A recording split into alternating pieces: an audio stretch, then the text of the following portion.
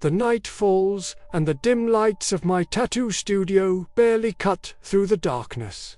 People call me Marlo, and I've been a tattoo artist since I was young. It's a craft passed down from my father. He's long gone now, but his words still echo in my mind. Marlo, every tattoo isn't just ink on skin. It carries a soul. One evening, the bell on the studio door chimed. A tall man stepped inside. He introduced himself as Dante, telling me he'd just gotten out of prison. He wanted a tattoo of a demon stretching across both of his shoulders. Now, I'm used to all kinds of requests: skulls, snakes, gods and goddesses, but this one felt different. There was a weight to it. When Dante took off his shirt, his eyes were as cold as stone. In that moment, I felt a strange presence, as if he was carrying something with him. Not human, but something ghostly. As I started the needle, a chilling sensation crept over me.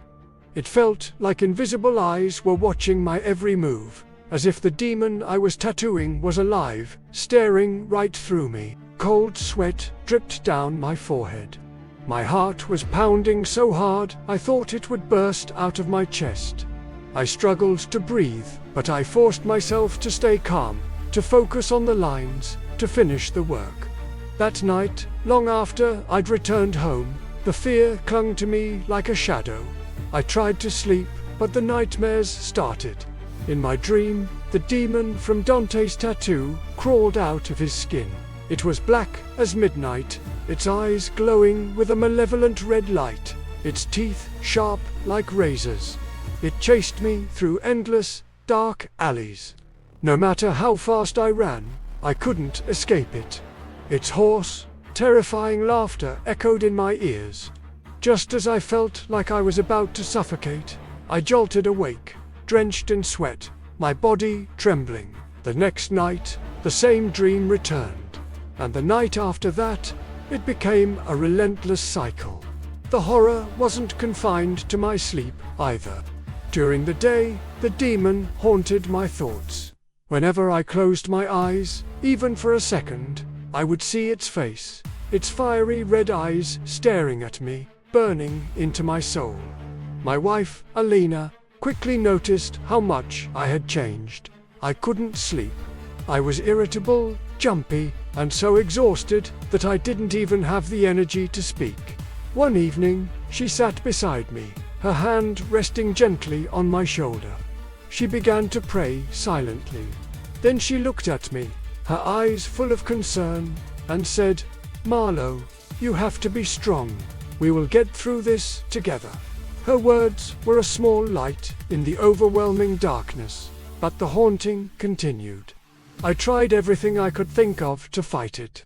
I read prayers aloud, burned incense until the studio was thick with smoke, and I flat out refused any requests for demon tattoos. But the obsession lingered. It was like a poison that had seeped into my mind. I constantly felt like I was being watched, followed, chased by something I couldn't see.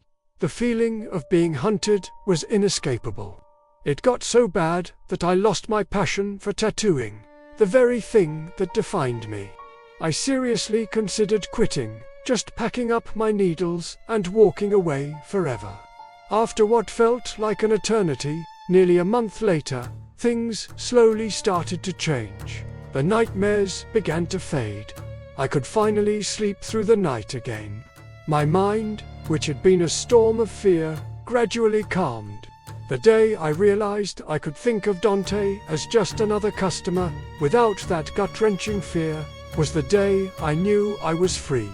From that day forward, I made a solemn promise to myself. I would never tattoo a demon again. I learned the hard way that it wasn't just ink and art, it was a latent curse, a dark energy that humans should never try to awaken. I still work as a tattoo artist. The lights in my studio still burn late into the night.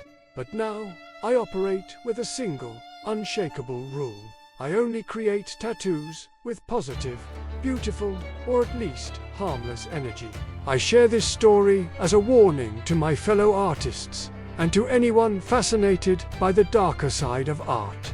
Not everything you can draw should be drawn. Some spirits, some energies, simply do not belong in our world, and awakening them can come at the cost of your soul. Sometimes, in the late-night quiet of my studio, I'll glance at my old sketches and whisper to myself, "Never challenge what does not belong to us."